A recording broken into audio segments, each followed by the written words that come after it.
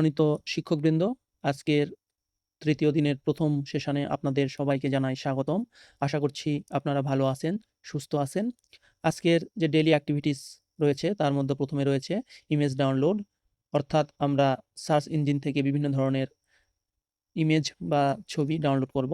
প্রথমে রয়েছে JPEG ফরম্যাটের image, এরপরে রয়েছে পিএনজি ফরম্যাটের ইমেজ এবং সর্বশেষ রয়েছে জিআইএফ ফরম্যাটের ইমেজ। আমি প্রথমেই বলে রাখি জেপিইজি এবং পিএনজি ফরম্যাট এর ইমেজের মধ্যে একটু পার্থক্য আছে। জেপিইজি ফরম্যাটের ইমেজটা একটু লসি, অর্থাৎ আপনি যখন ইমেজটা জুম করবেন তখন ইমেজের কোয়ালিটি কমে যেতে পারে বা ছবিটি ফেটে যেতে পারে, কিন্তু পিএনজির ক্ষেত্রে এই সমস্যাটা সাধারণত হয়ে থাকে না। তো চলুন আমরা কথা না বাড়িয়ে ইমেজ ডাউনলোডে চলে যাই। এজন্য আমরা প্রথমেই গুগলে চলে যাব। এখান থেকে আমরা একটা আমের ছবি ডাউনলোড করতে চাচ্ছি। এজন্য আমরা ম্যাঙ্গো লিখলাম এবং যেহেতু জেপিইজি ফরম্যাটের ইমেজ ডাউনলোড করতে চাই, এজন্য আমরা ডট দিয়ে এক্সটেনশন বা জেপিইজি লিখে দিব। আমরা দেখতে পাচ্ছি বিভিন্ন ধরনের আম প্রদর্শিত হচ্ছে। আমরা এখান থেকে প্রথম আমটাই ডাউনলোড করতে চাই। এজন্য মাউস পয়েন্টারটি আমের উপরে এনে জাস্ট রাইট ক্লিক করে দিব। এরপর সেভ ইমেজ অ্যাসে ক্লিক করব। এখন আমরা দেখতে পাচ্ছি ছবিটি ডাউনলোড করার জন্য প্রস্তুত। আমরা কোথায় ছবিটি ডাউনলোড করব এটি বলে দিতে চাই। আমরা ডেস্কটপে পিকচার ফোল্ডারের মধ্যে ইমেজটি ডাউনলোড করতে চাই। এজন্য আমরা প্যাথটি বা যেখানে রাখবো সেটি দেখে দিলাম। এরপর আমরা ফাইল নেমটা একটু পরিবর্তন করে দিই। লিখে দিলাম ম্যাঙ্গো জেপিইজে। আমরা লিখে দিলাম ম্যাঙ্গো জেপিইজি। এখন আমরা পিএনজি ফরম্যাটের ছবি ডাউনলোড করব। এজন্য আমরা জাস্ট এক্সটেনশনটি কেটে দিয়ে আমরা পিএনজি লিখে দিব। এরপর আমরা সার্চ করব। এখানে আমরা বিভিন্ন ধরনের আমের ছবি দেখতে পাচ্ছি। আমরা এখান থেকে প্রথম আমের ছবিটিই ডাউনলোড করতে চাই। এজন্য আমের উপরে মাউস পয়েন্টারটি এনে মাউসের বাম বোতামে ক্লিক করব। তাহলে ডান পাশে দেখতে পাচ্ছি ছবিটি একটু বড় আকারে আমাদের সামনে প্রদর্শিত হচ্ছে। এখন মাউসের ডান বাটনে ক্লিক করব। এরপর দেখতে পাচ্ছি সেভ ইমেজ অ্যাজ। এখন ছবিটি ডাউনলোড করার জন্য প্রস্তুত। আপনারা একটা জিনিস খেয়াল রাখবেন, ফরম্যাটে ছবিটি ডাউনলোড হচ্ছে। আমরা দেখতে পাচ্ছি পিএনজি ফরম্যাটে ডাউনলোড হচ্ছে, যেটি আমরা করতে চাই। তো আমরা এখন ফাইল নেমটা পরিবর্তন করে দিব। আমরা ফাইল নেমটা দিয়ে দিলাম ম্যাঙ্গো পিএনজি। লিখে আমরা সেভ বোতামে ক্লিক করে দিলাম। ছবিটি ক্লিক হয়ে গেল। তো চলুন আমরা দুইটি ছবি জুম করে দেখি দুইটি ছবির মধ্যে কি পার্থক্য। আপনারা দেখতে পাচ্ছেন জেপিইজি ফরম্যাটের ছবিটি ওপেন হয়েছে। আমরা যদি এটি জুম করতে থাকি, ছবিটির কোয়ালিটি খারাপ হয়ে যাচ্ছে বা ছবিটি ফেটে যাচ্ছে। কিন্তু অপরদিকে যদি আমরা পিএনজি ফরম্যাটের ছবিটি জুম করতে চাই, তাহলে দেখতে পাচ্ছেন ছবিটি যতই জুম করি না কেন ছবির কোয়ালিটি একদম আগের মতোই রয়েছে। তো আশা করি বোঝাতে পেরেছি জেপিইজি ফরম্যাট এবং পিএনজি ফরম্যাটের ছবির মধ্যে কি পার্থক্য। আর একটা পার্থক্য রয়েছে সূক্ষ্ম, সেটি হচ্ছে জেপিইজি ফরম্যাটের ছবির ব্যাকগ্রাউন্ড থাকে, কিন্তু পিএনজি ফরম্যাটের ছবির ব্যাকগ্রাউন্ড সাধারণত স্বচ্ছ বা ট্রান্সপারেন্ট থাকে। এখন আমরা জিআইএফ ফরম্যাটের ছবি ডাউনলোড করতে চাই। জিআইএফ ফরম্যাটটা কি? জিআইএফ ফরম্যাটের ছবিতে হালকা অ্যানিমেশন যোগ করা থাকে। আমরা যদি দেখি তাহলে বুঝতে পারবো। জিআইএফ লিখে আমরা এন্টার প্রেস করলাম এক্সটেনশনে। আমরা প্রথম ছবিটির উপরে ক্লিক করি। দেখতে পাচ্ছি ছবিটি একটু বড় আকারে স্ক্রিনের ডান পাশে দেখতে পাচ্ছেন ছবিটিতে হালকা অ্যানিমেশন যুক্ত। তো ডাউনলোড করার প্রসেস একই। আমরা ছবিটির উপরে মাউসের ডান বাটন ক্লিক করে সেভ ইমেজ অ্যাসে ক্লিক করব। এরপর আমরা ফরম্যাটটা দেখে নিব কোন ফরম্যাটে এসেছে। এখানে দেখতে পাচ্ছি জিআইএফ ফরম্যাট, তাহলে আমাদের কাঙ্ক্ষিত ফরম্যাটেই রয়েছে। এখন আমরা ছবিটি সেভ করে দিব। আমরা জিআইএফ ফরম্যাটের ছবিটি ওপেন করেছি। আপনারা দেখতে পাচ্ছেন ছবিটিতে হালকা অ্যানিমেশন যুক্ত, যা ওপেন করার পরেও প্রদর্শিত হচ্ছে। আমরা এখন সাবস্ক্রিপ্ট এবং সুপারস্ক্রিপ্ট সম্পর্কে জানব। সাবস্ক্রিপ্ট হলো মূল লেখার নিচে ছোট করে লেখা অক্ষর বা সংখ্যা। যেমন একটি উদাহরণ দেখি, H2O। এক্ষেত্রে এইচ এবং ও এর মাঝখানে যে দুইটা রয়েছে এটি সামান্য কিছু নিচে রয়েছে। মূলত আমরা মাইক্রোসফট ওয়ার্ডে এই দুইকে সাবস্ক্রিপ্টের মাধ্যমে লিখে থাকি। এবং সুপারস্ক্রিপ্টের ক্ষেত্রে কোনো সংখ্যা বা অক্ষরকে মূল লেখার সামান্য কিছু উপরে লেখা হয়। আমরা বিভিন্ন ধরনের সূত্র দেখি, যেমন a plus B whole square. এক্ষেত্রে লক্ষ্য করলে দেখব a প্লাস বি এর সামান্য কিছু উপরে এই দুইটি অবস্থান করছে। এই দুইয়ের অবস্থান নির্ধারিত হয়েছে সুপারস্ক্রিপ্ট এর সাহায্যে।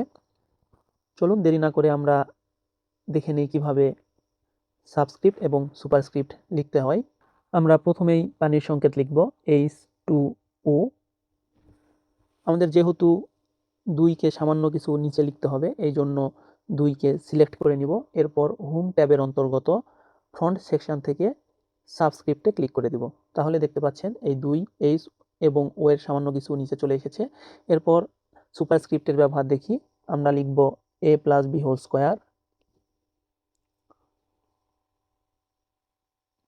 a plus B whole square, এই 2কে সামান্য উপরে নিতে হবে মূল লেখার, এজন্য এটিকে সিলেক্ট করে হোম ট্যাবের অন্তর্গত ফ্রন্ট সেকশন হতে সুপারস্ক্রিপ্টে ক্লিক করে দিব। তাহলে দেখতে পাচ্ছেন এই 2 সামান্য কিছু উপরে চলে গিয়েছে। আশা করি বুঝতে পেরেছেন সাবস্ক্রিপ্ট এবং সুপারস্ক্রিপ্ট কি এবং কিভাবে লিখতে হয়। এখন দেখব কিভাবে ওয়ার্ড ফাইলে একটি ছবি ইনসার্ট করতে হয়। এজন্য প্রথমে আমরা ইনসার্ট ট্যাবে চলে যাব। ইনসার্ট ট্যাবে যাওয়ার পর এই যে পিকচার আইকনটি দেখতে পাচ্ছেন, এর উপরে ক্লিক করে দিব। ক্লিক করার পরেই আমাদের অপশান দেখাবে কোথা হতে ছবিটি নিতে চাই। আমরা ডেস্কটপের পিকচার ফোল্ডার থেকে ছবি নিতে চাই। আপনাদের একটি তথ্য জানিয়ে রাখি, আপনারা যখন কোনো ছবি ইনসার্ট করবেন চেষ্টা করবেন পিএনজি ফরম্যাটের ছবি ইনসার্ট করার, কারণ এই ফরম্যাটের ছবিটির কোয়ালিটি ভালো হয়ে থাকে এবং জুম করলেও কোয়ালিটি নষ্ট হয়ে যায় না। আমরা এখন পিএনজি ফরম্যাটের ছবি ইনসার্ট করব, ইতিমধ্যে যেটি আমরা ডাউনলোড করে রেখেছি। এজন্য ছবিটি সিলেক্ট করে দিয়ে আমরা জাস্ট ইনসার্টে ক্লিক করে দিব। দেখতে পাচ্ছেন ছবিটি ইনসার্ট হয়ে গেল। কিন্তু আমরা এত বড় ছবি চাই না, ছবিটি চাচ্ছি একটু ছোট করে নিতে। এজন্য আমরা কি করব, এই যে চার কোণা যে পয়েন্টগুলো দেখতে পাচ্ছেন এগুলোকে বলা হয় রিসাইজিং হ্যান্ডেল। এগুলোকে ধরে যদি আমরা একটু টানাটানি করি তাহলে ছবিটি ছোট হতে থাকবে। আপনারা দেখুন আমি এই পয়েন্টে মাউস পয়েন্টার রেখে ক্লিক করে সামান্য ছোট করার চেষ্টা করছি। এভাবে আপনারা ইচ্ছামতো ছবিকে ছোট বা বড় করে নিতে পারবেন। আমি আমার প্রয়োজন মতো ছবিটিকে ছোট করে নিলাম। আপনারা দেখতে পাচ্ছেন আমি প্রয়োজন মতো ছবিটিকে ছোট নিয়েছি। ঠিক একইভাবে আপনারা জেপিইজি বা জিআইএফ ফরম্যাটের ছবিও ইনসার্ট করতে পারবেন। সবগুলোর প্রসেস একই রকম। এখন আমরা দেখব একটি পেজে বা ওয়ার্ড ফাইলে কিভাবে হেডার এবং ফুটার সংযুক্ত করতে হয়। এজন্য প্রথমে আমাদের চলে যেতে হবে ইনসার্ট ট্যাবে। ইনসার্ট ট্যাবে ক্লিক করার পর হেডার অ্যান্ড ফুটার সেকশন হতে আমরা হেডারে ক্লিক করে দিব। এরপর আমাদের হেডারের বিভিন্ন ধরনের টেমপ্লেটস দেখানো হচ্ছে। এখান থেকে আমরা 3 নম্বর টেমপ্লেটটি সিলেক্ট করে নিব। এখন টাইটেল লেখার জন্য আমাদের একটি নির্দিষ্ট জায়গা দিয়েছে। এখানে আমরা আমাদের প্রয়োজনীয় টাইটেলটি লিখে দিব। আমি লিখলাম হ্যালো এভরিওয়ান। হেডার লেখা শেষ হয়ে গেলে আমাদেরকে ক্লোজ হেডারে ক্লিক করতে হবে। তাহলে এই ওয়ার্ড ফাইলে যতগুলো পেজ আছে সবগুলোতেই হেডার অটোমেটিক সংযুক্ত হয়ে যাবে। আমরা এই যে প্রথম পেজে দেখতে পাচ্ছি হেডার সংযুক্ত হয়েছে। আমরা দ্বিতীয় পেজেও দেখতে পাচ্ছি হেডার সংযুক্ত হয়েছে। এভাবে আমাদের ওয়ার্ড ফাইলে মোট 8টা পেজ রয়েছে। 8টা পেজের প্রতিটিতেই হেডার সংযুক্ত হয়ে গিয়েছে। অনুরূপভাবে ফুটারও অ্যাড করতে হয়। যেহেতু একই প্রসেস সেহেতু আমি এটি আর দেখাচ্ছি না সময় বাঁচানোর জন্য। এখন আমরা যে সর্বশেষ কাজটি করব, একটি ওয়ার্ড ফাইলের প্রত্যেকটি পেজে আমরা পেজ নাম্বার দিব। এজন্য আমাদের প্রথম পেজে চলে আসতে হবে। আসার পরে ইনসার্ট ট্যাব থেকে হেডার অ্যান্ড ফুটার সেকশনের অন্তর্গত পেজ নাম্বারে ক্লিক করতে হবে। পেজ নাম্বারে ক্লিক করার পর আমাদের বিভিন্ন ধরনের অপশন দেখাচ্ছে আমরা পেজ নাম্বারটা কোথায় দিতে চাই। আমরা যদি টপ অফ দ্য পেজে দিতে চাই অথবা বটম অফ পেজ বা পেজ মার্জিন বিভিন্ন জায়গায় দিতে পারবো।